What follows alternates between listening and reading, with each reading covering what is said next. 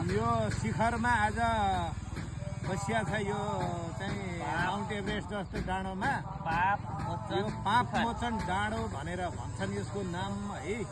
शीतल हावा आनन्द यो प्राकृतिक सौन्दर्यले भरिपूर्ण यो चाहिँ हामी एउटा कैलाश जस्तो पर्वतमा बसिरहेछौँ। माउन्टेन कैलाशमा छौँ हामी अहिले। यहाँ रमेश सर पुरा ध्यानमग्न हुनुहुन्छ, त्यसको साथमा देवी भाइ म स्वयं पनि यो अनि अचुक्कै नै ध्यान गरेको जस्तो गरे त्यस्तो चाहिँ देखियो यहाँ दृश्यमा। अनि यो उताको भगवान आराध्य देव शिवको मन्दिर यता देखाउन नि उतापट्टि। अनि पापीहरूलाई पाप मुक्त गर्ने पाप मुक्त कुण्ड भनेर यहाँ पहिला ठुलो पोखरी थियो, जलाशय थियो।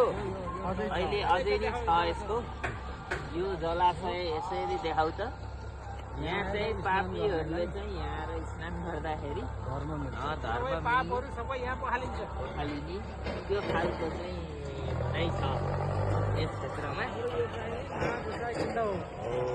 महागुसाई कुण्ड यो चाहिँ पहिला चाहिँ यहाँ चाहिँ देश विदेशबाट श्रीलङ्का, बङ्गलादेश, पाकिस्तान र इन्डियाबाट मान्छेहरू आएर भुटानबाट पनि आउँथे आएर कुस्ती लड्ने ठाउँ, स्नान गरेर कुस्ती लड्ने ठाउँ पनि हो।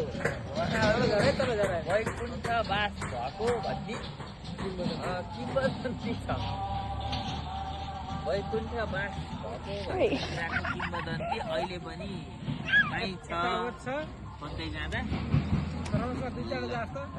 क्यामेरामा हाम्रो यहाँको स्थानीय सानी नानी छिन्, यिनलाई धेरै धेरै धन्यवाद भन्दै हाम्रा दुई चार शब्द डाक्टर यही टुङ्गाउँछौँ। यिनलाई डाक्टर भविष्यको डाक्टरको